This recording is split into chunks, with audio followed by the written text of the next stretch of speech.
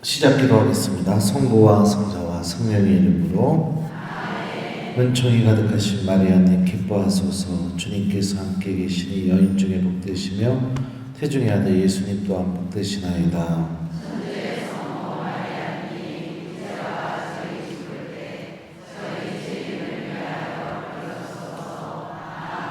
성부와 성자와 성령의 이름으로. 아멘.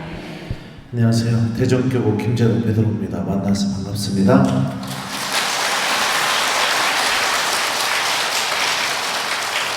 네, 봉헌을 위한 33일간의 기도,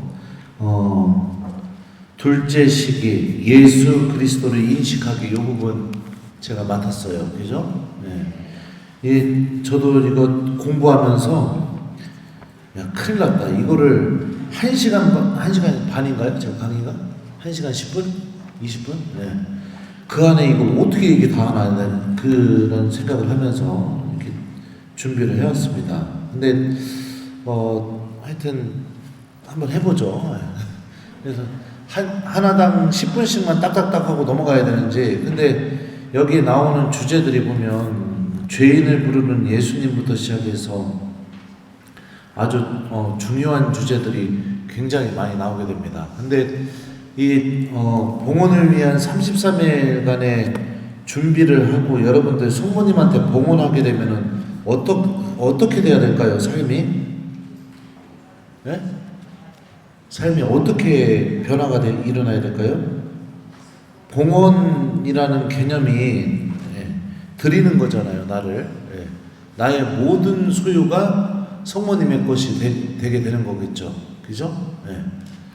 그러니까 내 삶 전체가 성모님을 통해 하느님께 봉헌된다는 그런 믿음이 일단은 내 안에 있어야 되고, 두 번째는 우리가 생각해 볼 게 뭐냐면, 봉헌을 한다는 거는 여러분들, 이거는 사랑이 전제되어 있지 않으면 봉헌이라는 거는 있을 수가 없어요. 있을 수가 없거든요. 그러니까 이 시기를 통해서 정말로 여러분들이 익히고 배우고 꼭 얻어야 될 마음 중에 하나가 뭐냐면, 성모님을 사랑하는 마음. 이게 반드시 있어야 됩니다. 그게 없이 남들 하니까 그냥 나도 그냥 한다. 그러면은 이 봉헌을 위한 33일 기도 할 때마다 뭐 하는 걸까요? 사기치는 거예요. 누구한테? 성모님한테. 나 주겠다고 해놓고 사기치고 있는 거잖아요. 그러니까 세상에서 가장 치사한 게 뭐죠? 준다고 해놓고 안 주는 거, 줬다가 뺏는 거, 그죠?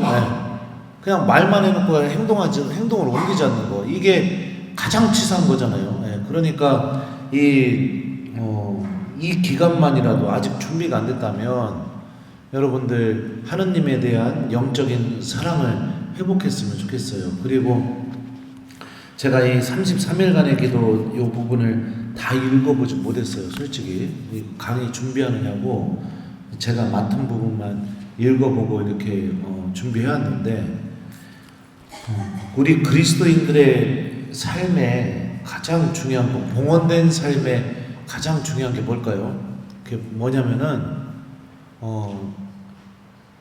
내가 그러면은 봉헌된 사람으로서 어떻게 살아야 되는가? 그 대표적인 예가 바오로 사도가 얘기했었죠. 이제는 내가 사는 것이 아니라 그리스도께서 내 안에 사시는 것입니다. 그러면 어떻게 하면 예수님이 내 안에 살게 될 것인가? 그거는 성체성사의 삶을 내가 삶으로 살아가면 되는 겁니다. 미사 때마다 주님께서 당신의 몸과 피를 우리에게 내어주시죠. 그리고 내가 내 삶이 예수님께서 주시는 양식으로, 그리고 주님께서 주신 영적인 생명으로 살아가는 것이죠. 그리고 여기 이 책을 읽어보시면 루도비코 성인이 우리가 예수님의 성체와 성녀를 온전하게 봉헌하기 위해서 성모님의 마음을 성체 모시기 전에 빌려달라고 성모님한테 청하라고 그 기도를 꼭 해요. 그래서 성모님을 통해 내가 성체를 모시고 내 안에 예수님이 살아계시다는 것을 내가 믿고 살아가야죠. 그리고 그 삶이 나 또한 세상 안에서 예수님의 이 사랑을 실천하는 세상 안에서의 예수님의 몸이 되면서 살아가는 게 중요하죠. 그게 내가 너희를 사랑하는 것처럼 너희도 서로 사랑하여라 라는 이 성체성사의 이 가장 핵심적인 이 주님의 말씀, 봉헌된 뒤에 우리가 그 말씀을 실천하면서 살아가는 게 가장 중요하다고 볼 수 있습니다.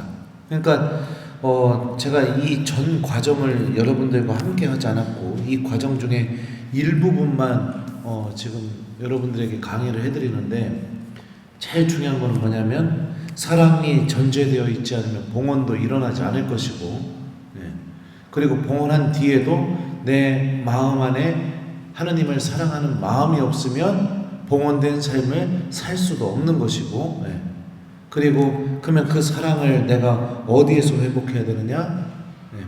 제가 이해한 바로는 바로 성체성사 안에서 여러분들이 그 사랑을 회복해야 됩니다. 그리고 우리는 잘 알고 있어요. 사랑하게 되면 내가 갖고 있는 걸 내어주는 것도 힘들지 않고, 사랑하게 되면 사랑하는 사람이 원하는 대로 살아가는데 내가 거기에 맞춰주는 것도 힘들지가 않고, 오히려 그 사람이 원하는 대로 살아가는 걸 내가 해줄 때마다 기쁨을 얻고 더 그렇게 해주고 싶고, 그런 마음이 우리 안에서 자연스럽게 일어나게 되죠. 그게 대표적인 게 여러분들 자녀들에 대한 사랑이죠. 자녀들이 행복해하고 기뻐하는 거 보면은 밤새 일해가지고선 돈 벌어서 뭐 하나 사주더라도 그게 아깝지가 않죠. 내 자녀가 좋아하고 기뻐하고 행복해하니까. 그런 것처럼 이 기간을 통해서 제일 중요한 것은 사랑을 회복하고, 그리고 내가 하느님 사랑의 주인공이라는 것을 체험하고, 그리고 내가 봉헌을 한 뒤에 그 사랑을 계속해서 실천하면서 살아가는 삶이 중요하다. 그게 없이 그냥 남들 한다고 하니까 한다면 뭐 하는 거다? 사기치는 거다. 누구를 상대로? 성모님을 상대로. 그리고 성모님은 여러분들이 이 기간 동안에 이 하나님의 사랑을 충만하게 체험하고 또 느낄 수 있도록 분명히 도와주고 계시고, 우리와 함께 계셔 주십니다.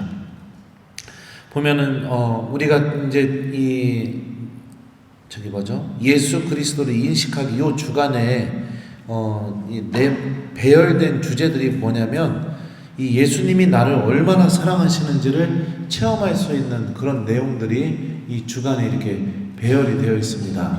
첫 번째 보면은 죄인을 부르러 오신 그리스도 이렇게 되어 있는데, 우리가 이 부분을 살펴보기 전에 죄가 도대체 무엇이고, 죄가 우리 안에서 일으키는 힘이 뭔지를 좀 생각해 볼 필요가 있어요. 그리고 악이 죄를 어떻게 우리들 안에서 이용하고 있는지. 제가 올해 사순 특강 때 고해성사에 대해서 특강하면서 이렇게 자주 인용했던 말씀이기도 합니다.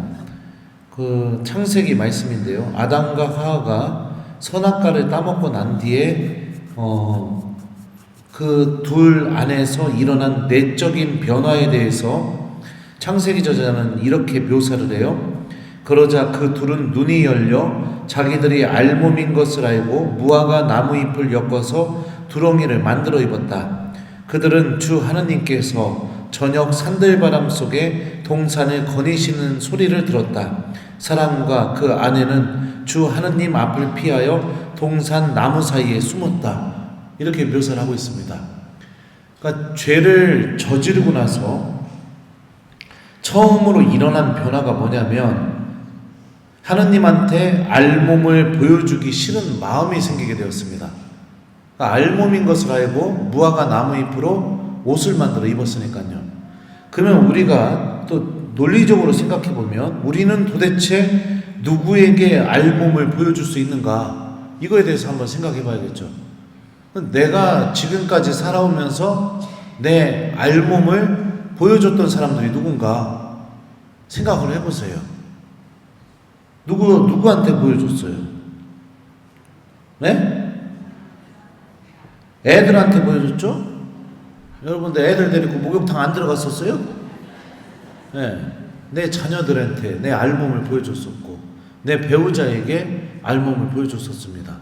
그럼 자녀들과 배우자의 공통점은 뭐냐면 내가 정말로 사랑하는 사람들.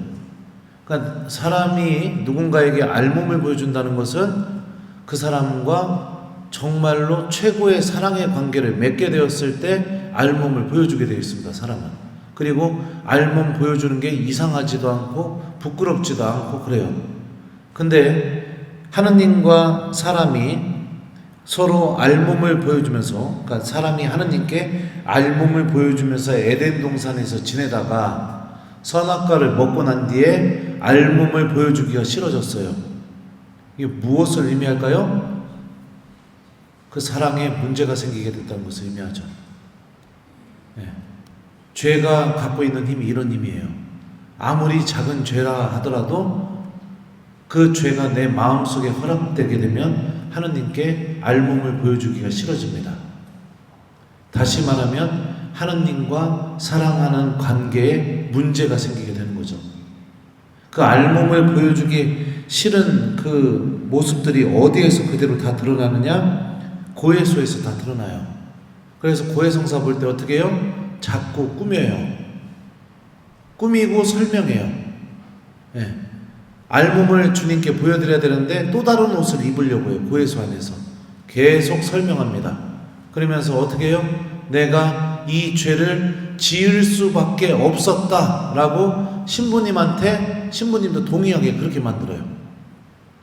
그 고해소 안에서 내 죄를 듣고 계시고 나를 용서해 주시는 예수님을 보고 있는 게 아니라 예수님이 듣고 계시다는 표징의 역할을 하고 있는 신부님한테 매여가지고 계속해서 새로운 옷을 입으면서 고해성사를 봅니다. 이게 여러분들 악이 우리들을 지배하는 방법이에요. 빛으로 나아가지 못하게. 그리고 사람이 어떻게 하느냐? 내 죄를 깨끗하게 인정하게 되면요, 그 다음부터 그 죄는 더 이상 그 사람 안에서 힘을 드러내지 못하게 됩니다.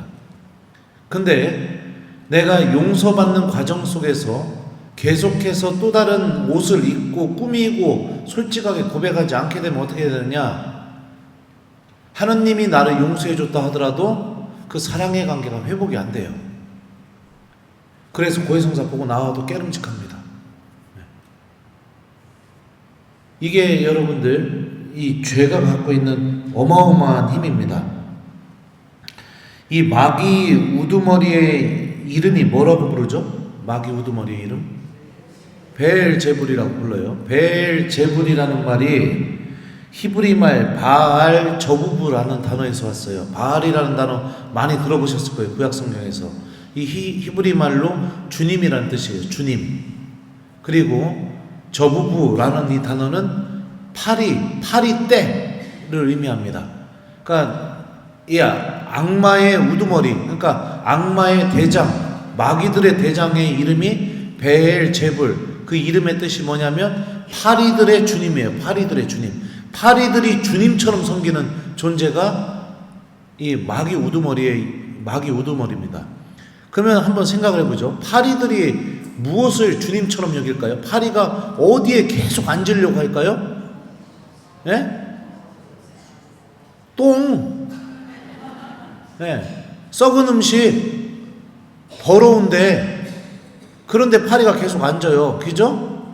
그래가지고선 파리떼가 막 이렇게 막 앉아있는 걸 보고선 팔로 그냥 한번 탁, 파리떼 하고서 그냥 탁 쳐봐요. 그럼 어떡합니까? 파리가 날릅니다.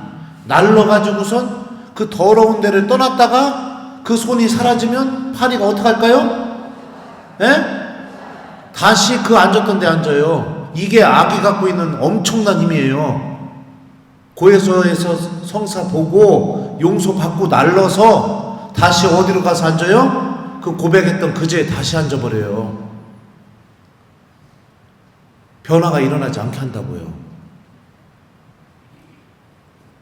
빛으로 나아가는 것처럼 느낄지 모르겠지만 하느님의 은총을 받고 내가 그 죄로부터 떨어져 나간 걸지 모르겠지만 결국에는 날려가지고 다시 그 죄에 앉아가지고 거기서 빠져나오지 못하게 만든다는 겁니다.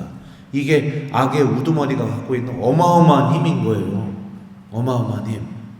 전혀 변화가 일어나지 않게, 하느님의 은총을 체험해도 변화가 일어나지 않게, 하느님의 용서를 받아도 변화가 일어나지 않게, 미사를 드리고 눈물을 흘리고 감동을 받아도 전혀 변화가 일어나지 않게, 언제나 그 자리로 다시 돌아와서 그 더러움 안에 내가 숨고 거기를 나의 안식처로 삼고 그러고 살아가게, 그렇게 만드는 게 이 악이 갖고 있는 최고의 힘입니다.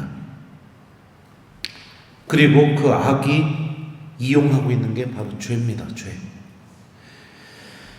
죄 안에 떨어지게 되면 악은 우리 안에서 어떤 일들을 제일 먼저 일으키냐면 왜곡을 시킵니다. 아담이 하느님한테, 하느님이 너 어디 있느냐 라고 이렇게 찾으니까 동산에서 거니는 당신의 소리를 듣고 제가 두려워서 나무 그늘에 숨었다고 이렇게 아담이 얘기하게 되죠. 그 하느님의 목소리는 선악과를 따먹기 전의 상태나 선악과를 따먹고 난 뒤의 상태나 하느님의 목소리는 바뀌지 않았어요. 바뀌게 된 게 뭐죠? 아담의 마음이 바뀌게 된 거예요. 하느님의 모습을 왜곡시키고 하느님이 나를 사랑하고 계시다는 사실을 잊어버리게 만들고, 그리고 내가 갖고 있는 죄를 하느님께서는 충분히 용서해 주시고 다시 빛으로 인도해 주실 수 있는 분이시라는 사실도 잊어버리게 만들고, 계속해서 어둠 속에 계속해서 그 죄를 가리기 위해서 내가 만들어 놓은 옷을 계속해서 입으면서 그러면서 살아가게 만듭니다. 그래서 빛으로 나아가지 않게 만들어요. 그 죄를 나의 양식으로 삼고 그 안에 머물면서 살아가게 되죠. 여러분들 교재에 보면은 이 레위를 부르신 이야기가 나오게 됩니다. 그 내용을 다 읽을 수는 없고요. 중요한 부분을 좀 읽어드릴게요. 그래서 바리사이들과 율법학자들이 그분의 제자들에게 투덜거렸다. 당신은 어째서 세리와 죄인들과 함께 먹고 마시는 것이요? 예수님께서 그들에게 대답하셨다. 건강한 이들에게는 의사가 필요하지 않으나 병든 이들에게는 필요하다. 나는 의인이 아니라 죄인을 불러 회개시키러 왔다. 예수님이 이렇게 말씀하시죠. 우리가 믿고 있는 하느님은 죄인에게 찾아오시는 하느님이십니다. 죄인이 변화되기를 바라고 계시고 그 죄인이 다시 당신과 알몸을 보여주는 관계, 사랑의 관계를 맺기를 바라고 계시다는 거죠. 하느님이 나랑 화해하기를 원하셔요. 하느님이 나를 용서해 주기를 원하셔요. 하느님이 여전히 나를 사랑하고 계시다는 것을 우리에게 알려주고 싶어 하십니다. 이게 예수님을 통해서 드러난 신비죠. 그러면 내가 이 사실을 알고 있으면 이제 칼자루는 누가 쥐고 있습니까? 내가 쥐고 있는 겁니다. 하느님이 나랑 화해하기를 원하셔요. 나를 용서해 주기를 원해요. 나를 여전히 사랑하고 계셔요. 그러면은 그 하느님의 용서, 사랑, 화해, 이게 내 안에서 열매를 맺으려면 내가 이제 그 하느님의 그 마음을 믿고 주님께 걸어 나가는 거, 이게 이제 나의 결심인 거죠. 이 결심을 하게 될 때 여러분들 곁에 있던 악마들은 끊임없이 여러분들 마음들을 흔들어낼 겁니다. 엄청나게 흔들어낼 거예요. 그래서 다시 돌아오게 만들 겁니다. 다시 돌아오게 만들 거예요.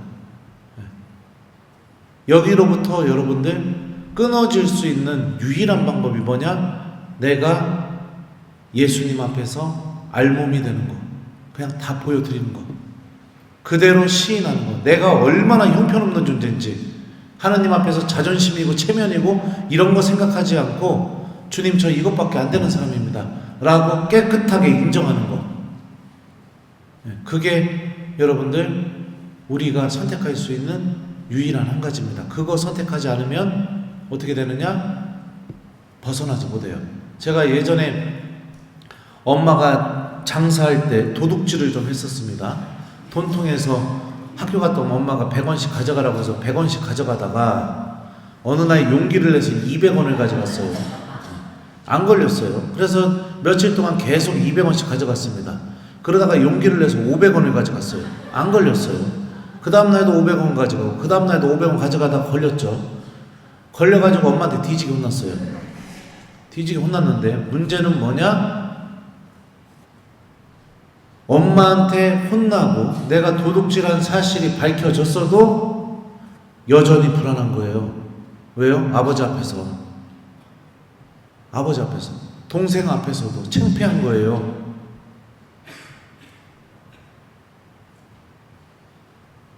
엄마한테 걸려가지고 혼났고 이 죄가 밝혀졌음에도 불구하고 여전히 가족들 안에서 불안하고 눈치 보이고 창피한 거예요. 말 못하겠는 거예요. 이게 여러분들 엄청난 차이가 있는 거예요. 근데 저희 어머니가 아주 현명하셨던 게 뭐냐면 저녁 때 아버지가 퇴근하고 돌아오셨을 때 가족들 다 보는 앞에서 동생도 있고요. 빨리 아빠한테 네가 한 짓을 얘기하라고 그렇게 하시더라고요. 말을 못 하겠더라고요. 이미 엄마도 알고 있는데도 얘기를 못 하겠더라고요. 제가. 빨리 얘기하라고. 괜찮으니까 얘기하라고. 그래갖고 울먹울먹 보면서 말을 안 했어요. 그랬더니 괜찮으니까 빨리 얘기하라고. 아빠한테 빨리 얘기하라고. 그래갖고 내가 막 울면서 그 얘기를 했습니다. 아빠 나 돈 훔쳤슈.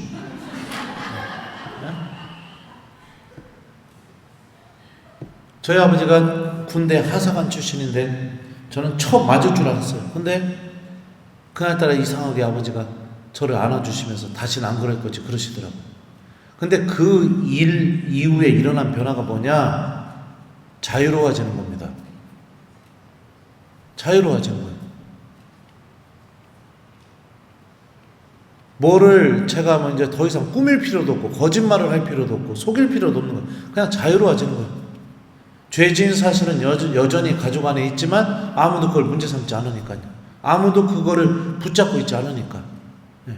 이게 여러분들 솔직하게 고해성사 봤을 때 이런 힘이 벌어지게 되는 거예요. 제가 예를 들어서 여러분 그 많은 교우들이 고해성사 보듯이 아버지한테 아빠 내가 500원을 꼭 훔치려고 했던 게 아니라 막 이러면서 덕지덕지 옷을 입고 막 그렇게 얘기를 했다고 해보세요. 그게 내가 정말로 용서받았다는 체험이 내 안에 일어나겠습니까? 꾸밀 필요도 없고 설명할 필요도 없어요. 명확하게 내가 무슨 죄를 저질렀는지 아빠 나 돈 훔쳤어요. 이거만큼 명확한 게 어디 있습니까? 안 그런가요? 네. 이게 안 되게 만든다고요. 악마가. 이게 안 되게 만들어서 계속해서 내가 베엘제불처럼 그냥 계속해서 그 죄의 굴레에서 벗어나지 못하고 날라가지고 용서받았죠. 용서받은 건 사실이죠. 하지만 다시 돌아오게 만듭니다. 네. 그래서 이 교재에 나오는 준주선범을 내용을 보시면 이런 내용이 있어요. 죄인이 어떻게 당신 대전에 나타날 수 있겠나이까?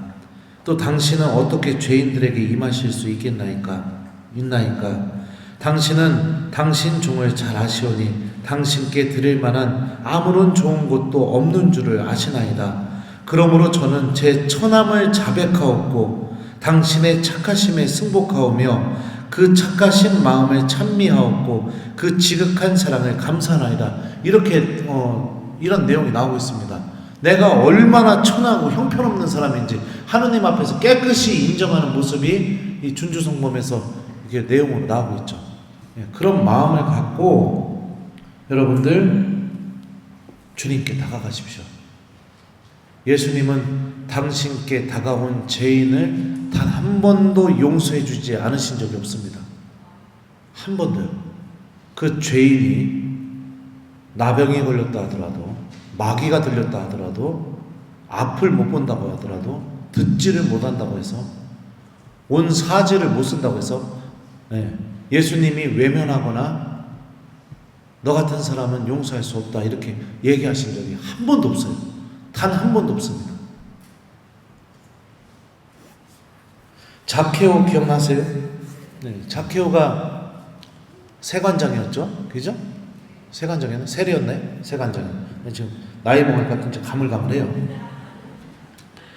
세리는 여러분들 돈으로 죄 짓는 사람을 의미해요. 돈으로 사기쳐가지고 걷어야 될 세금에 더 욕심을 더해가지고선 예를 들어 100원을 걷어야 되는데 200원이라고 해가지고 세금 걷어서 100원은 갖다 내고 그 나머지 100원은 내가 쓰는 겁니다. 돈으로 죄 저지르고 돈으로 이웃에게 상처 주고 돈으로 못된 짓을 다 했던 사람이 세리입니다. 근데 그 세리였던 자케오가 예수님 보고 싶어 하는 거예요. 나무 위에 올라가서 예수님 봅니다. 키가 작았다고 하지만 그 예수님 보고 싶은 마음 때문에 나무 위에 올라가요. 그 죄인이 주님 만나고 싶어 하는 마음. 근데 예수님은 수많은 사람들 중에 그 나무에 올라간 자케오의 마음을 절대 외면하지 않으시죠. 자케오야, 얼른 내려오너라. 내가 오늘 내 집에 머물러야 하겠다. 그러니까 예수님이 자케오의 집에 들어가니까 사람들이 뭐라고 하죠? 저희가 죄인의 집에 들어가 묵는군. 이렇게 얘기합니다. 근데 하느님은 그러신 분이세요. 죄인들과 함께하기를 원하세요. 그리고 나서 예수님과 함께하게 되자 자케오는 어떤 선택을 하죠? 제 재산의 반을 가난한 이들에게 주겠습니다. 시키지도 않았는데 제가 횡령했다면 몇 배로 갚아주겠습니다. 죄를 저질렀던 돈이 이제는 사랑을 실천하는 도구로 하느님의 뜻이 드러나는 도구로 완전히 변화가 되게 됩니다. 이게 여러분들 죄인이 예수님을 만나서 자신의 삶이 완전히 봉헌된 삶으로 바뀐 전형적인 모습입니다. 전형적인 모습. 그러니까 우리가 이 봉헌을 위한 33일간의 기도를 하면서 이 마지막 주간에 지금 예수님에 대해서 배우고 있는데요. 이런 일들이 여러분 안에서 일어나야 돼요. 내가 그의 성사를 받다면 그동안에는 그 마음이 나를 죄를 저지르게 만들었다면 이제는 그 마음이 하느님의 사랑을 실천하는 힘을 일으키게, 내가 그 죄를 저질렀던 도구가 그전에는 사람들과 내 자신에게 상처를 주고 아픔을 주는 도구였다면 이제는 그게 하느님의 사랑을 실천하는 도구로 완전히 바뀌게 되게. 이게 여러분들 죄인이 예수님을 만나서 완전히 변화돼서 자신의 삶을 하느님께 봉헌한 이의 전형적인 모습인 거죠. 그러면은 이런 생각을 할 수 있어요. 왜 미련하게 내가 그런 선택을 하면서 살아야 되는가? 왜 그러냐면 그런 삶에 하느님 나라가 있기 때문입니다. 그런 삶을 살아야 하느님 나라로 걸어갈 수 있기 때문이에요. 주님을 정말로 믿고 있는 사람들 안에서만 이루어질 수 있는 행동들이죠.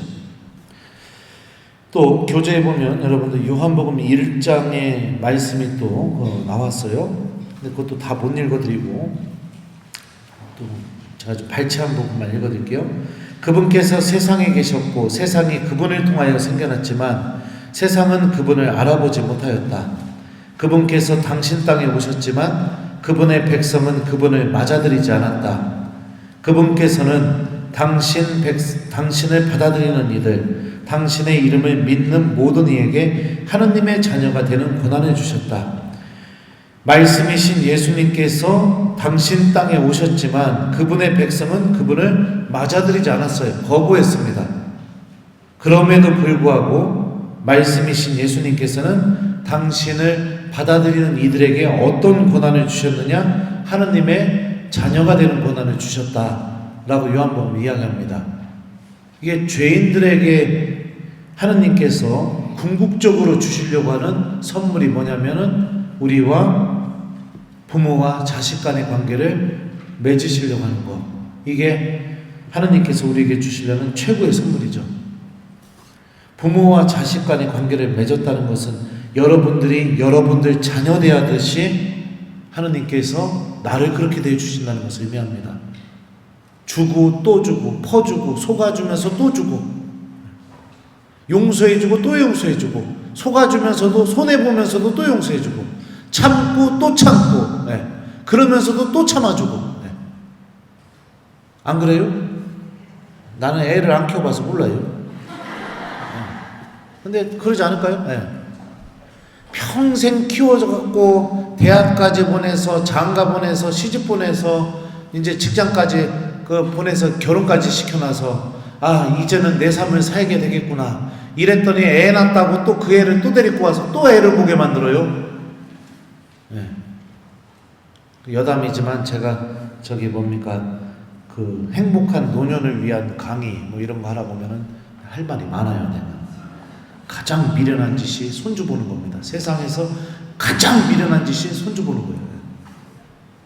가장 미련한 짓이네. 사람은 여러분들 그래요. 하여튼 그건 나중에 기회가 되면. 중요한 건 뭐냐면 여러분들 하느님은 죄 안 짓는 사람만 사랑하시는 분이 아니라는 거예요.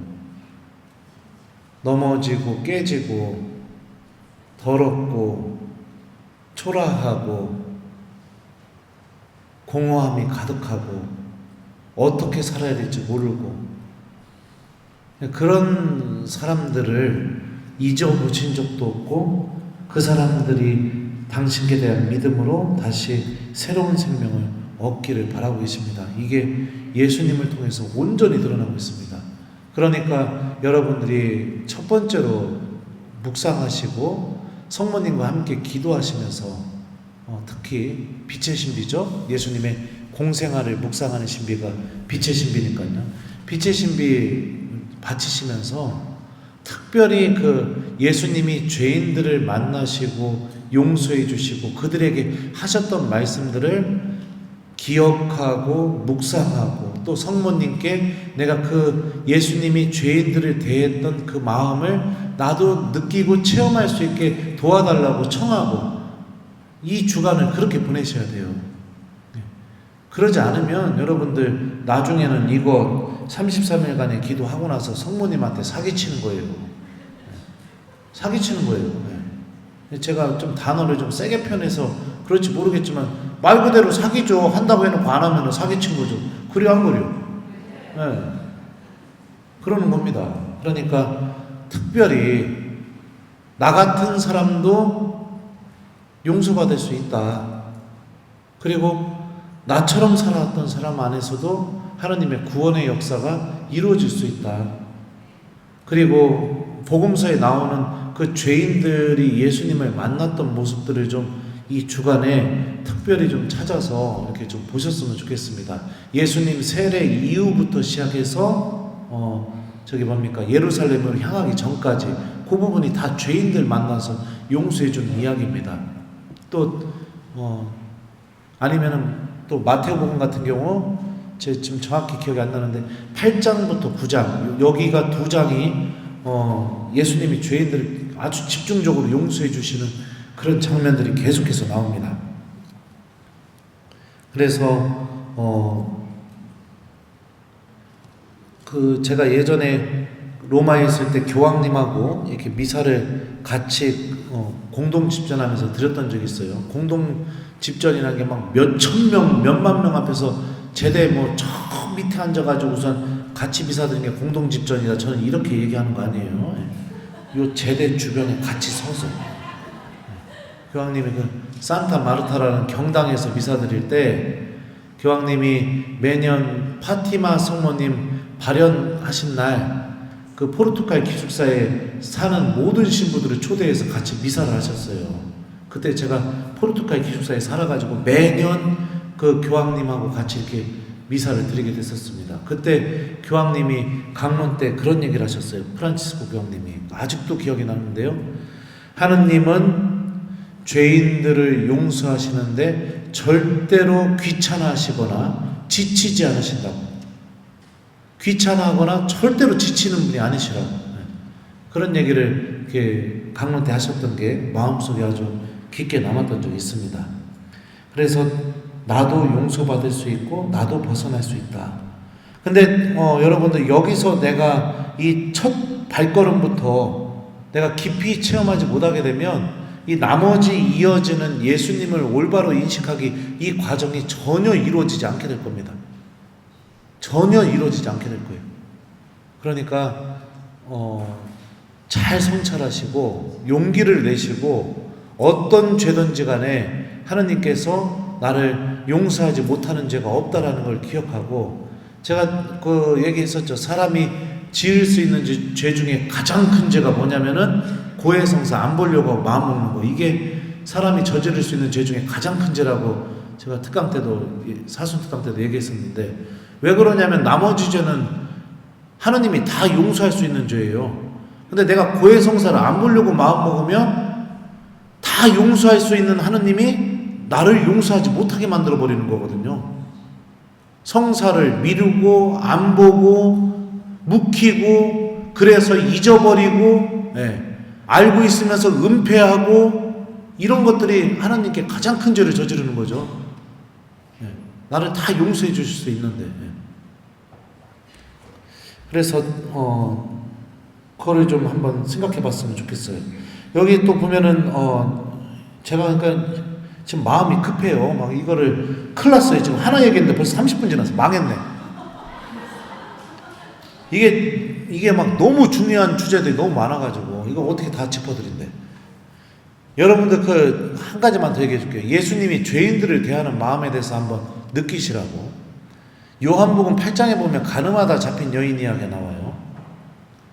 거기서 여러분들 가늠한 현장에서 이 여자를 잡아가지고선 바리사이들이 예수님 앞으로 데리고 옵니다.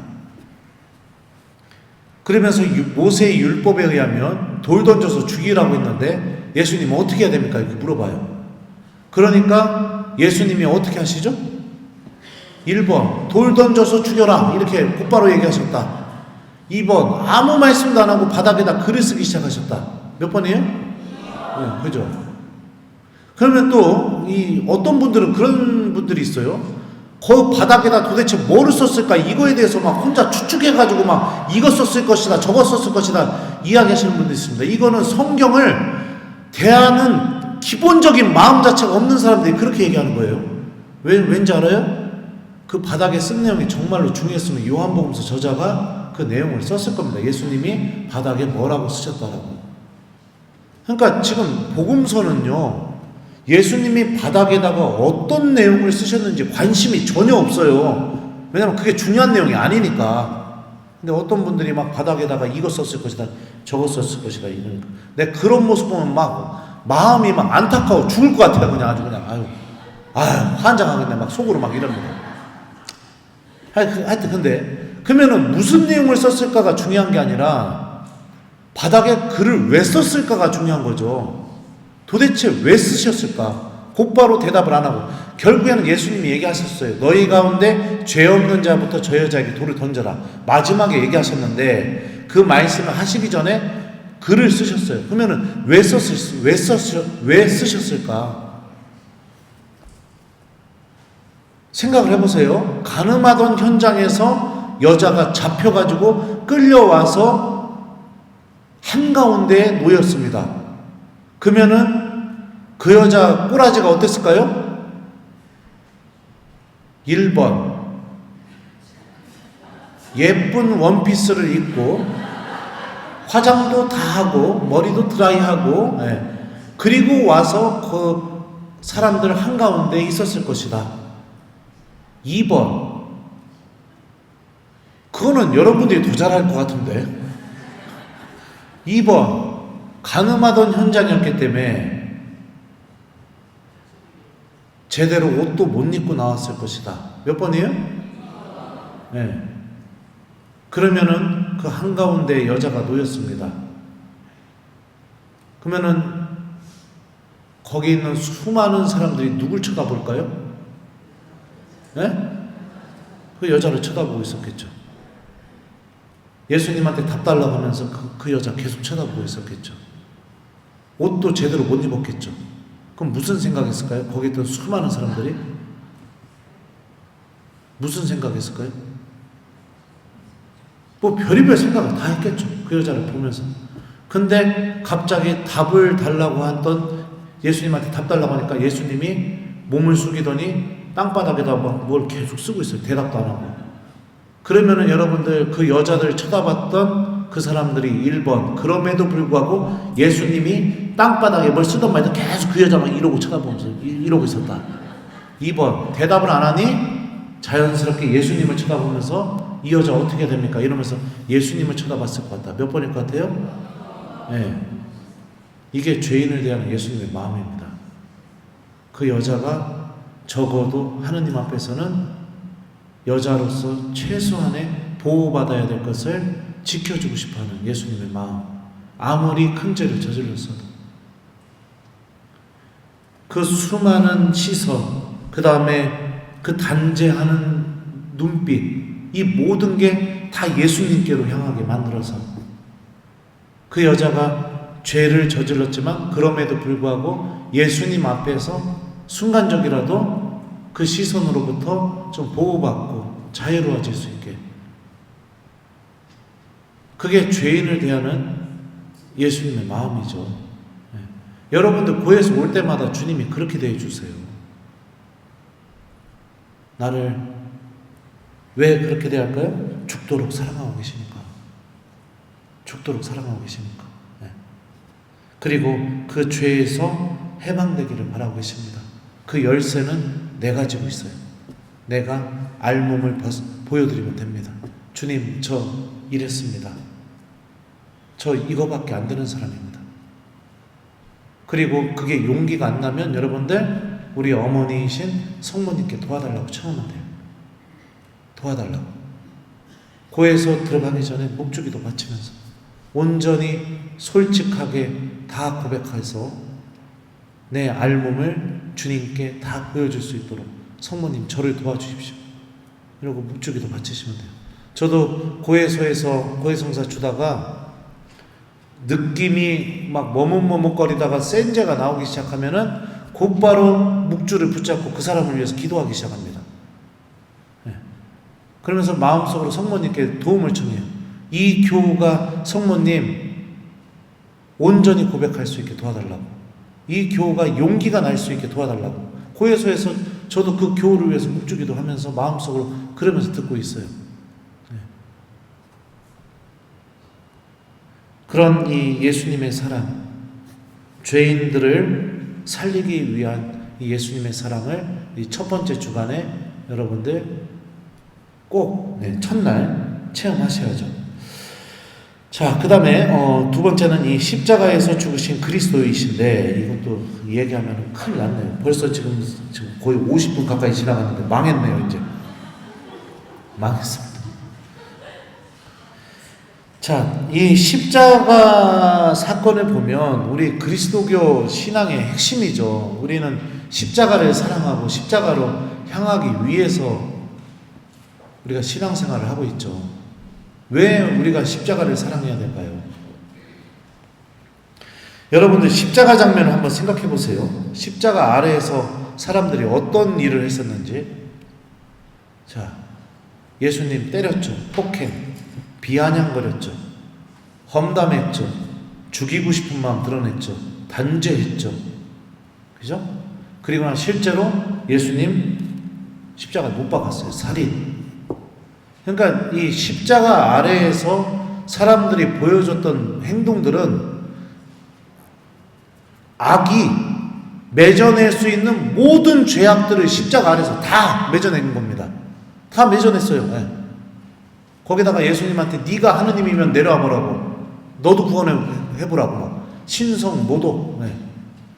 뭐 별의별 거 다 합니다. 그러니까 사람이 악에 완전히 사로잡혀서 저지를 수 있는 모든 죄악을 십자가 아래서 다 쏟아냅니다.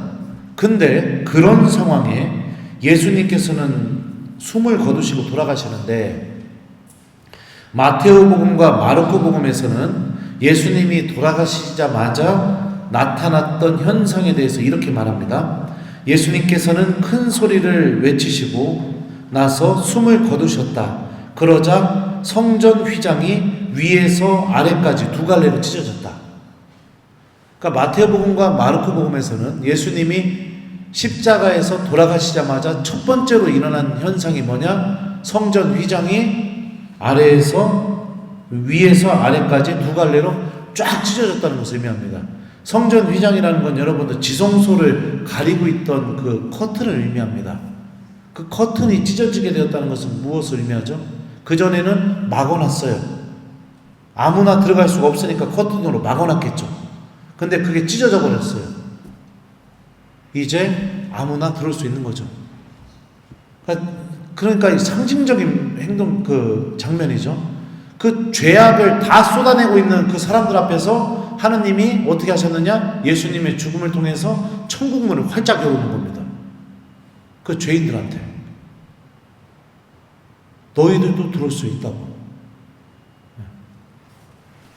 그래서 그거에 대한 그래서 마테오복음은요, 이 같은 장면에서 이런 표현이에요. 성전 휘장이 찢어진 다음에 땅이 흔들리고 바위들이 갈라졌다. 무덤이 열리고 잠자던 많은 성도들의 몸이 되살아났다. 예수님께서 다시 살아나신 다음 그들은 무덤에서 나와 거룩한 도성에 들어가 많은 이들에게 나타났다. 이게 뭐예요? 무덤이 열리고 영혼들이 살아나고, 네.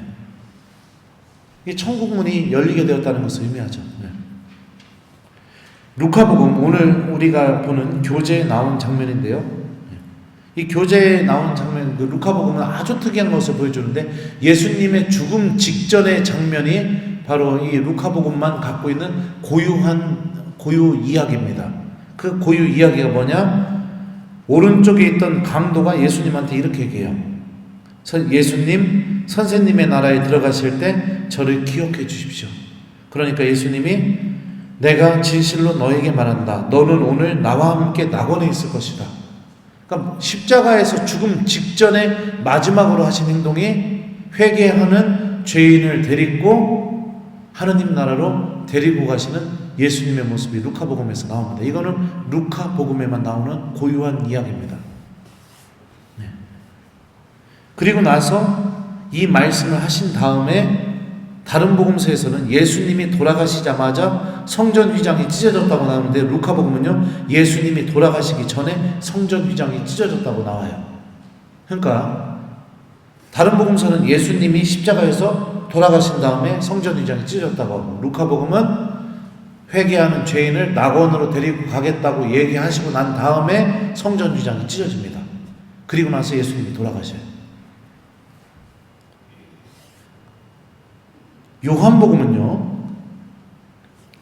예수님이 돌아가시고 나서 처음으로 나타난 현상이 뭐냐면 군사 하나가 예수님의 옆구리를 찌릅니다. 그러니까 거기서 물과 피가 쏟아져 나옵니다. 교부들과 성서학자들은요, 예수님의 옆구리에서 나온 이 피가 성체성사를 의미한다고 하고요, 물은 세례성사를 의미한다고 가르치고 있습니다. 그럼 한번 생각해 보죠. 여러분들 세례성사가 갖고 있는 은총이 뭘까요? 네?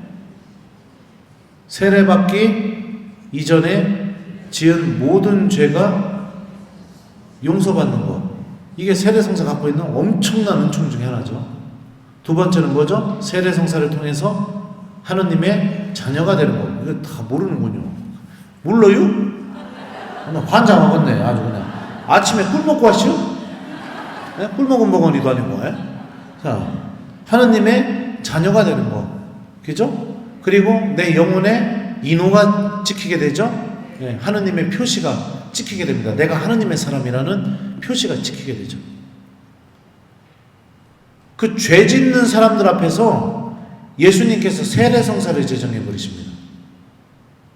당신 옆구리에서. 그게 무슨 의미예요? 다 씻어주겠다고.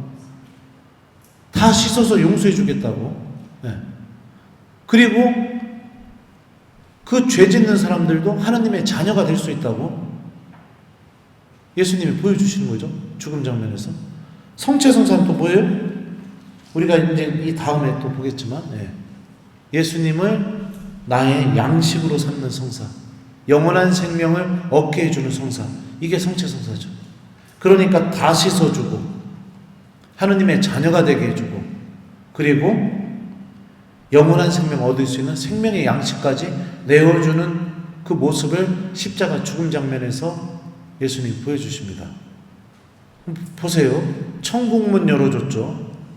그 엄청난 죄를 저지르는 사람들한테 강도를 통해서 회개하면은 하느님 나라 들어갈 수 있다는 거 보여주셨죠. 다 씻어주는 성체성사를 보여주셨죠. 생명의 양식이 되는 세례성사를 보여주셨고, 그 다음에 생명의 양식이 되는 성체성사까지 내어주십니다. 왜 그럴까요, 예수님?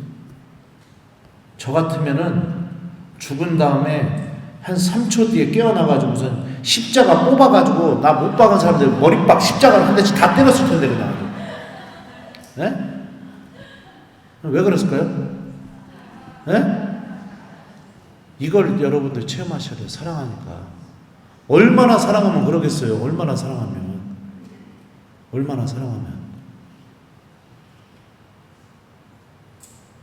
이거를 여러분들 이 기간에 체험하셔야 된다는 겁니다.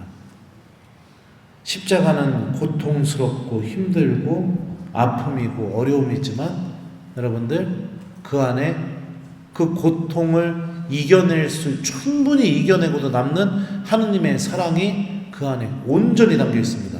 그래서 바오로 사도는 로마서에서 이렇게 얘기하죠. 무엇이 우리를 그리스도의 사랑에서 갈라놓을 수 있습니까? 칼입니까? 위험입니까? 박해입니까? 나는 확신합니다. 저 깊은 곳도 저 높은 곳도 쭉 얘기하잖아요. 우리 주 그리스도 예수님에게서 드러난 하느님의 사랑에서 우리를 결코 떼어놓을 수 없습니다. 갈라놓을 수 없습니다.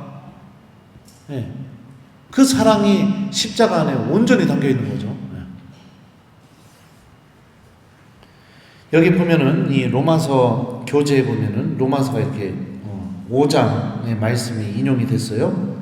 우리가 아직 죄인이었을 때 그리스도께서 우리를 위하여 돌아가심으로써 하나님께서는 우리에 대한 당신의 사랑을 증명해 주셨습니다. 우리가 하나님의 원수였을 때 그분의 아드님의 죽음으로 그분과 화해하게 되었다면 화해가 이루어진 지금 그 아드님의 생명으로 구원을 받게 되리라는 것은 더욱 분명합니다. 그러니까 이 십자가를 통해서 우리가 생명을 받고 구원을 얻게 되고, 지금 사복음서가 이야기한 십자가에 드러난 하느님의 사랑을 제가 설명해 드렸던 것처럼요. 우리가 그 사랑의 주인공이라는 것을 우리가 잊지 말아야죠. 그래서 이 성모님한테 여러분들 고통의 신비 바칠 때 지향을 두고 도와달라고 청하세요.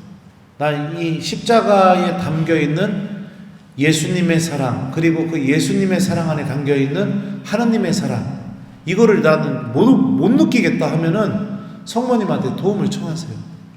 십자가에 담겨있는 하나님의 사랑을 어머니 제가 좀 느낄 수 있게 도와달라고, 그렇게 지향 갖고 기도하는 게 필요하죠.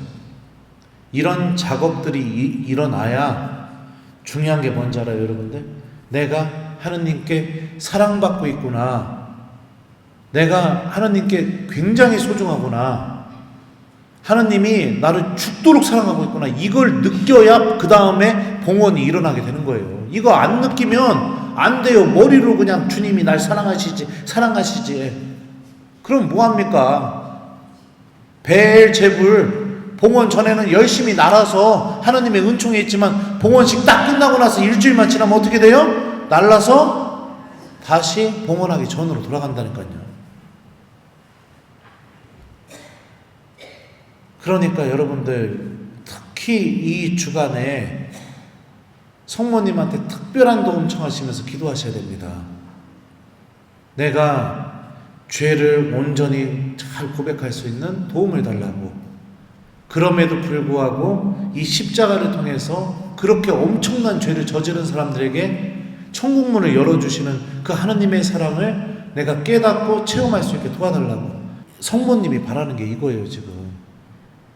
여러분들 지금 뭐 이거 읽으면서 그냥 읽고 여기 써 있는 거 기도하고 그리고선 다 끝. 이거를 원하시는 게 아니에요, 지금.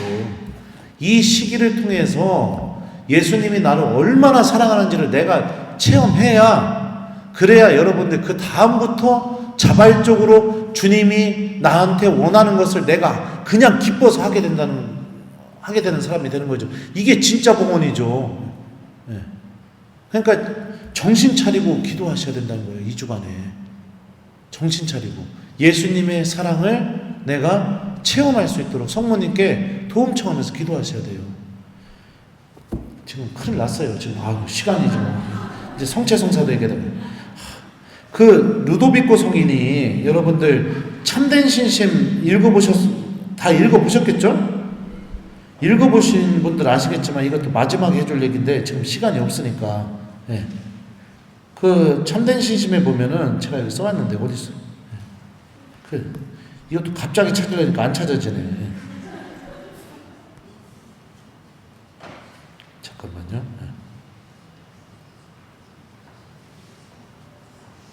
루도비코 성인이 참된 신심에 보면 그게 그 80몇 항인가 70몇 항인가 거기에 뭐라고 써놨냐면, 보나벤투라 성인과 베르나르도 성인이 이야기한 것을 종합해서 루도비코 성인이 이렇게 얘기합니다.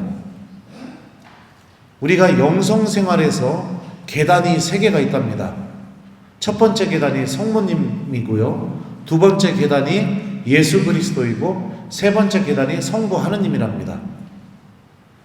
그게 무슨 얘기냐? 예수님께로 가려면 성모님을 통하지 않고서는 갈 수가 없고, 성부 하느님께 가려면은 예수님을 통하지 않고서는 성부 하느님께 갈 수가 없다.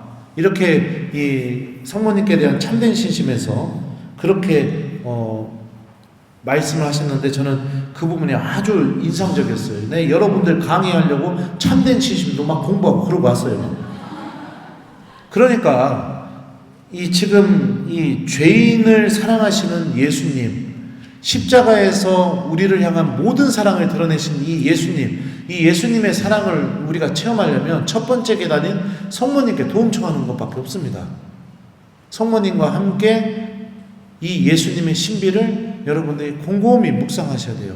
묵주기도 바치실 때도 그냥 그냥 오단 바쳤다 막 이거에 의미로 두시면 안 돼요. 저는 강의하러 다닐 때 이렇게 묵주기도도 종종 바치는데, 특히 그 안수해주는 강의가 있어요. 강의에서 이게 제가 이렇게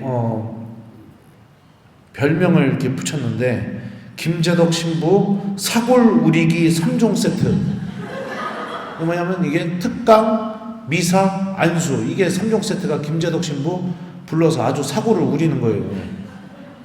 그거 하고 나면 힘들어 죽어요. 근데 이제 그런 거를 요구하는 곳에 가서 강의를 하러 갈 때는 꼭 묵주기도를 바치면서 갑니다. 근데 묵주기도를 바치면은 저는 참 이렇게 성모님한테 감사한 것 중에 하나가 뭐냐면, 그 신비가 들어가기 시작하게 되면 입으로는 성모성을 바치고 있지만 머릿속에서는 그냥 성경 내용이 펼쳐져요. 성경 내용이 쭉 펼쳐진다고요. 네. 그러니까 그러면서 영광성 바치게 될 때 그 펼쳐지는 성경 내용이 딱 맞춰지게 되고, 그리고 나서 그렇게 하니까 묵주기도를 그렇게 바치니까 너무 좋더라고요. 성모님과 함께 예수님의 신비를 이렇게 묵상하게 되는 그런 일들이 벌어지게 되죠. 그러니까 특별히 2주간에 여러분들 죄인들에게 예수님이 해주셨던 말씀들, 그 장면들 있죠. 따라 내 믿음이 너를 구원하였다, 뭐 이런 말씀부터 시작해서 중풍병자를 4사람이 들것에 들고 갔던 장면, 나병 환자가 다윗의 자손이신 예수님 저에게 자비를 베풀어 주십시오, 주님께서 하시고자 하시면 저를 깨끗하게 해주실 수 있습니다, 뭐 그런 장면이라든지, 그런 것들을 여러분들이 좀 준비를 하셔서 노트에다가 좀 기억할 수 있게 좀 간단하게 적어 놓고라도 그거 보면서 묵주기도를 좀 바쳐서 성모님의 도움을 통해서 내가 정말 사랑받고 있는 사람이구나, 이거를 체험하시는 게 중요합니다. 그래서 여러분들 지금 전반부에 배치된 게 죄인들을 그 용서해 주시는 예수님, 십자가의 예수님, 이제 세 번째로 우리가 살펴볼 게 생명의 빵이신 그리스도, 이 성체성사인데요. 이게 다 예수님이 우리들을 어떻게 사랑하시고 용서하시고 살리시고 어떻게 구원을 주고 계시는지, 이런 것들을 지금 이게 전반부에 쭉 나오고 있거든요. 그러니까 이 사랑을 체험하는 사람이 되어야 된다는 거죠. 자, 그래서 제3일 생명의 빵이신 그리스도, 이렇게 이 부분을 보도록 하죠. 이 요한복음 6장의 말씀이 여기에 인용이 됐는데요. 나는 하늘에서 내려온 살아있는 빵이다. 누구든지 이 빵을 먹으면 영원히 살 것이다. 내가 줄 빵은 세상에 생명을 주는 나의 살이다. 이렇게 예수님 말씀하셔요. 살덩어리. 우리가 한번 생각해 보죠. 여러분들 누구한테 내 살덩어리를 떼어서 줄 수 있을까요?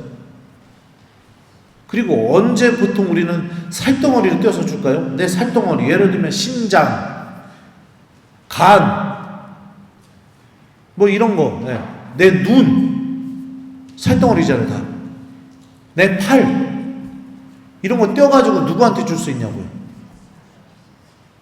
아무도 줄 사람이 없군요. 근데 진짜 사랑하는 사람이 그게 없으면 죽을 것 같다고 하면 어떤 일이 벌어지느냐? 떼어서 주게 돼 있습니다. 정말로 사랑하고 있다면, 정말로 사랑하고 있다면 내 콩팥도 떼어서 주고요, 내 간도 잘라서 주고요. 그래요. 왜 줄까요? 살리기 위해서. 살리기 위해서. 그 사람 죽는 것보다 차라리 내 콩팥 떼어서 줘서 그 사람이 사는 게 내 콩팥 떼어내는 고통보다 더 기쁘기 때문에. 그렇기 때문에 보통 우리는 살덩어리를 정말로 사랑하는 사람에게 그 사람을 살리기 위해서 떼어서 주는 경우들이 종종은 아니지만 그래도 벌어집니다. 성체성사는 여러분들 그와 똑같습니다. 예수님이 자기 살덩어리 떼어서 나 살리기 위해서 주시는 거예요. 내 피도, 당신 피도 뽑아가지고 나에게 주시는 거예요. 나를 살리기 위해서. 그러니까 성체를 받아 모실 때마다 우리가 정말로 기억해야 될 게 뭐냐면은, 주님이 나를 살리기 위해서 당신 살덩어리를 떼어서 나에게 주신다. 이런 것들을 우리가 좀 기억해야겠죠. 그냥 그거 생각 없이 어떡하죠? 나와가지고서 그리스도의 몸을 아멘 딱 하자마자 자리에 들어가서, 예수님 제 손자 이번 주에 시험 본답니다. 점수 좀 잘 맞게 해주십시오. 예수님 제 며느리가 지금 아파요. 좀 낫게 좀 해주십시오. 이런 기도 하지 말라는 게 아니라, 적어도 여러분들 누군가가 여러분들한테 콩팥을 떼어서 줬다고 하면 그 콩팥 달자마자 사람이라면 보통 어떻게 얘기할까요? 콩팥 떼어서 나한테 줬어요. 내가 그 콩팥 달고 나서 이제 의식도 돌아오고 뭐 대화가 다 가능하게 됐어요. 그러면은 처음으로 여러분들이 어떤 행동을 하겠냐고요. 1번, 나가자마자 콩팥을 새로 달았으니까 나가자마자 술부터 마실까? 이 생각을 한다. 2번, 나 콩팥 떼준 분한테 전화를 하던 뭐를 하던 해서 감사하다고 내가 제일 먼저 그 얘기부터 할 것 같다. 몇 번이에요?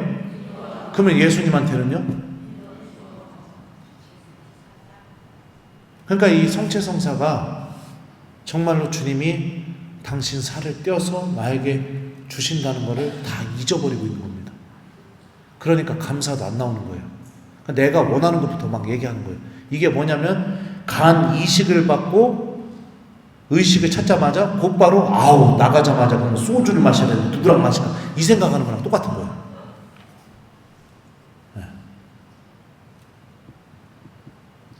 그러니까 진지하게 고민해 보셨으면 좋겠어요. 성체 모실 때마다.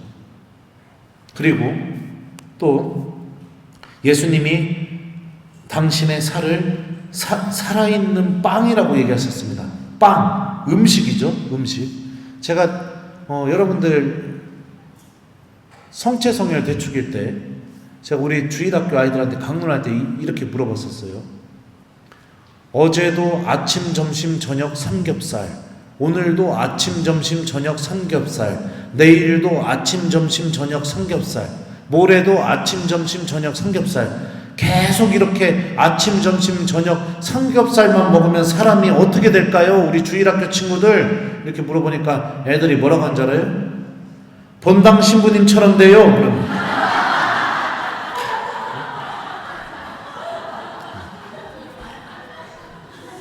우리는 그래서 살 좀 빼야겠다 이런 생각을 하겠습니다.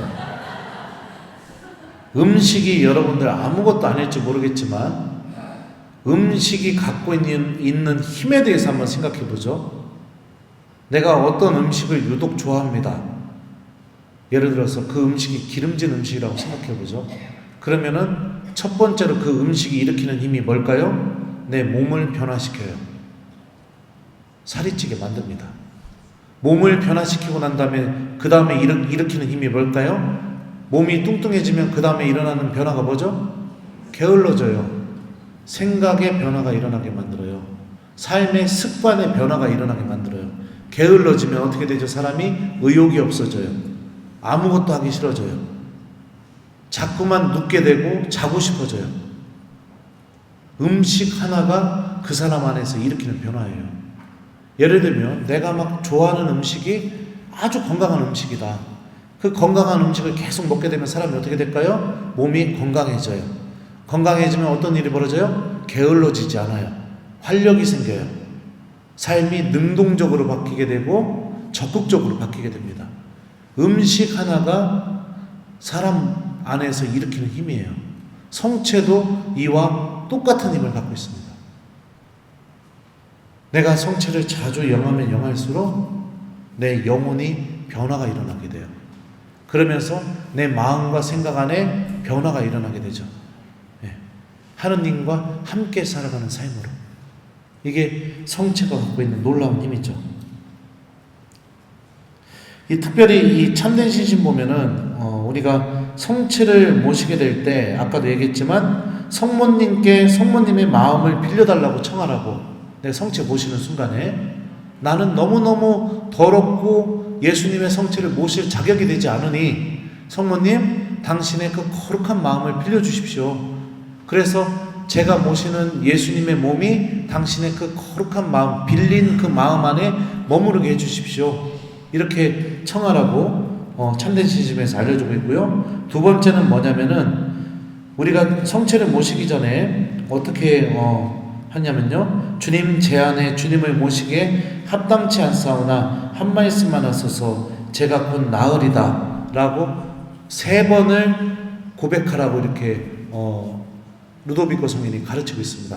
첫 번째는 성부 하느님께, 두 번째는 예수님께, 세 번째는 성령께, 삼위일체 하느님께 각각 한 번씩 이 주님 제가 제안에 주님을 모시기 합당치 않사오나 한 말씀만 하소서 제가 곧 나으리다 이렇게 기도하라고 루도비코 성인이 가르쳐주고 있어요. 제가 그 부분을 읽어줄게요. 예수 그리스도를 받아 모실 준비가 다 되었으면 주님 제안에 주님을 모시기 합당치 않사오나 한 말씀만 하소서 제가 곧 나으리다 하고 3번 외워라. 첫 번째는 우선 영원하신 아버지께 말해야 하는데 배은망덕과 나쁜 생각을 함으로써 외아들을 받아 모시기에 부당하지만 아버지의 종 마리아께서 그들을 대신하여 영성체를 하고 지존하신 아버지께 대한 신뢰와 희망을 주실 것을 말씀드려라. 두 번째는 주님 제안에 주님을 모시기 합당치 않사오나 한 말씀만 하소서 제가 곧 나으리다 하고 성자 예수님께 말하여라. 주님을 받아 모시기에 부당하지만 그러나 영성체하면서 그대가 그분을 주님의 어머니이면서 또한 그대의 어머니이신 마리아의 집에 모시겠음을 말씀드려라. 또 그대 주님께서 그대를 불쌍하게 여겨주실 것을 말씀드려라. 마지막으로 3번째는 주님 제안에 주님을 모시게 합당치 않사오나 한 말씀만 하소서 제가 곧 나으리다 하고 성령께 말씀드려야 한다. 예수님을 받아 모시기에 부당하지만 그러나 그대는 성령에 충실한 정배인 마리아를 완전히 신뢰한다고 말씀드려라. 이러면서 삼위일체 하느님께 이 3번에 걸쳐서 우리가 성체 모시기 전에 하는 고백을 하고, 그 3번의 고백의 핵심이 뭐냐면 성모님을 통해서 내가 영성체를 할 수 있게 도와달라고 청하는 거죠. 그렇게 하면서 성체를 모셔라. 왜 이런 거를 루도비코 성인이 하라고 할까요?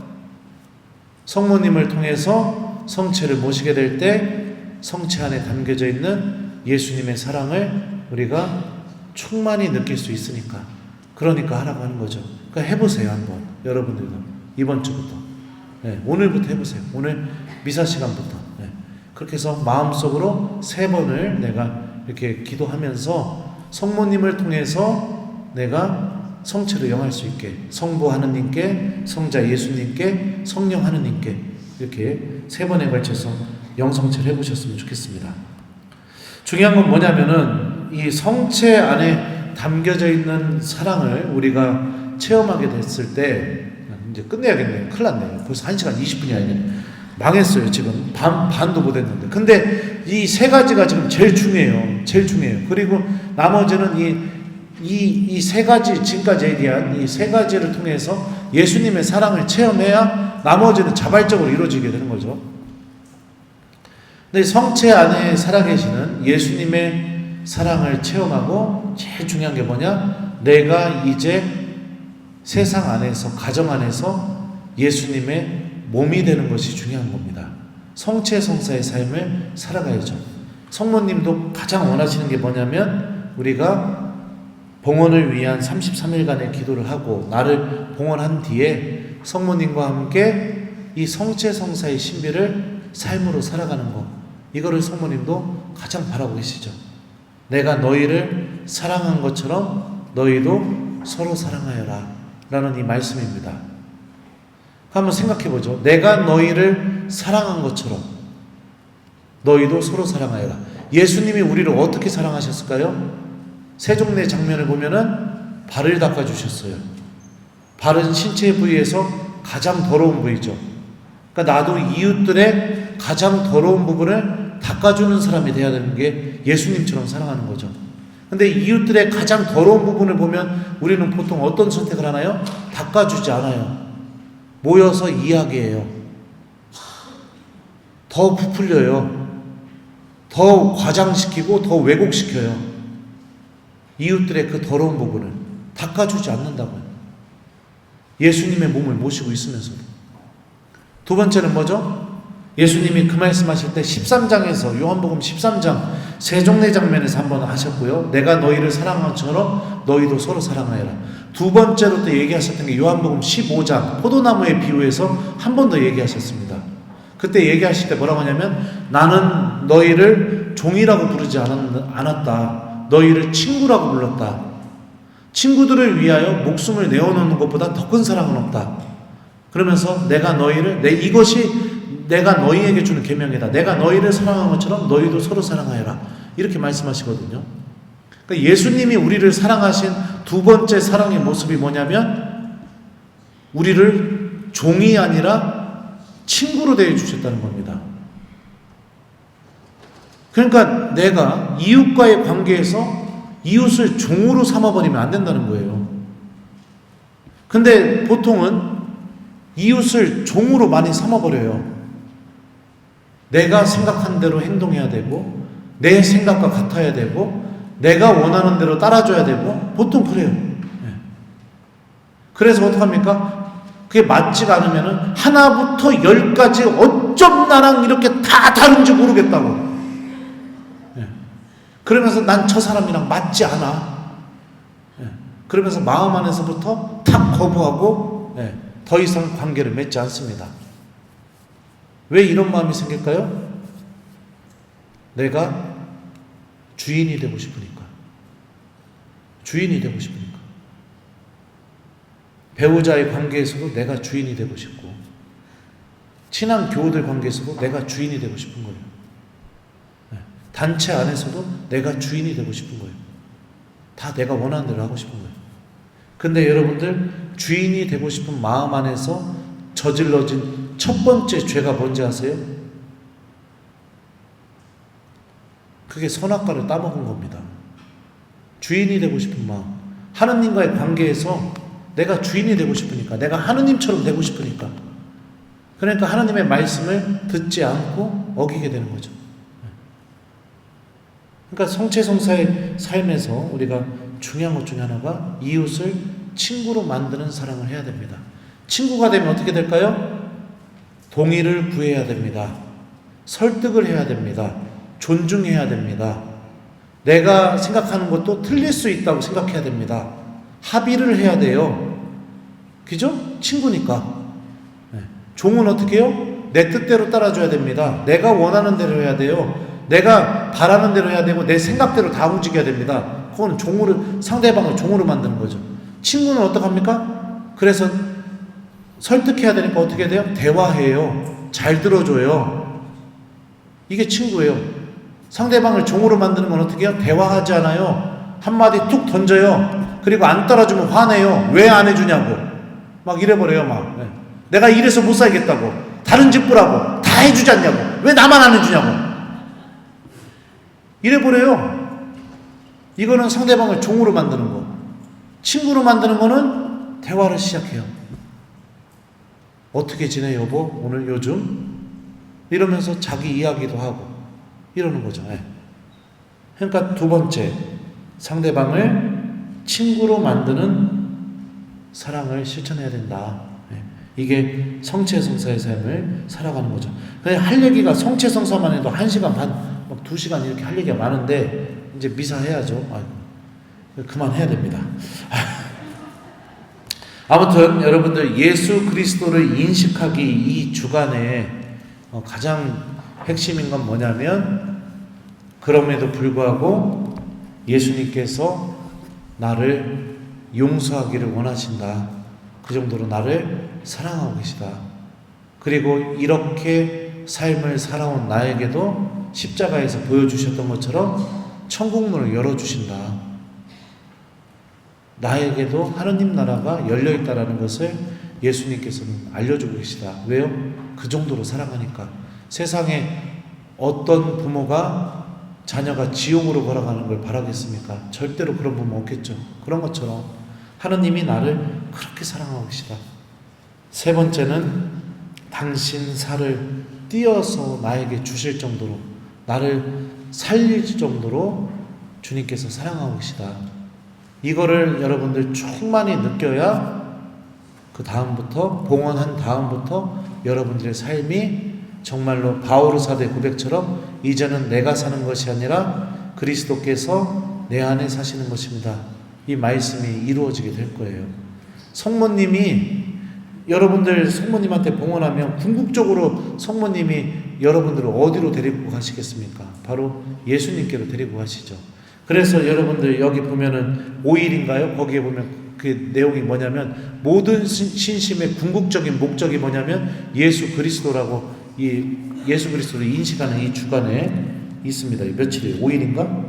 4일째, 그렇죠. 그래서 그러니까 이 완전한 봉헌이 잘 일어날 수 있도록 성모님께 예수님의 사랑을 내가 체험하고 깨달을 수 있게 도와달라고 기도하시고, 그리고 성모님께 봉헌됐을 때 이 봉헌된 삶이 성모님을 통해 예수님께로 인도되고 있다는 것을 굳게 믿으면서 여러분들 봉헌한 마음을 잘 지키고 내가 주님 성모님께 봉헌된 사람으로서 잘 살아가려고 노력하세요. 많은 유혹이 찾아올 겁니다. 저도 하느님께 봉헌된 사람이죠. 사제로 살아가고 있으니까요. 엄청난 유혹들이 많이 찾아와요. 근데 그 유혹의 핵심은 뭐냐면, 그거 가지려면 하느님 외면해야 돼요. 그거 가지려면 하느님 버려야 돼요. 그러니까 우리가 그거를 보고선 그거를 가지려고 하는 사람이 아니라 다시 내가 원래 봉헌됐던 그 자리로 돌아갈 수 있는 사람이 되어야겠죠. 아무튼 그래요. 지금 3가지밖에 말씀 못 드렸지만 3가지도 뭐 다 얘기한 것도 아니에요. 그냥 막 압축해서 막. 아무튼 이 주간에 예수님의 사랑을 성모님 통해서 잘 체험하시면서 여러분들 봉헌식 잘 준비하셨으면 좋겠습니다. 자, 마침 기도하겠습니다. 성부와 성자와 성령의 이름으로. 주님께서 여러분과 함께 전능하신 천주 성부와 성자와 성령께서는 여기 있는 저희 모두에게 강복하소서. 성부와 성자와 성령의 이름으로 아멘. 감사합니다.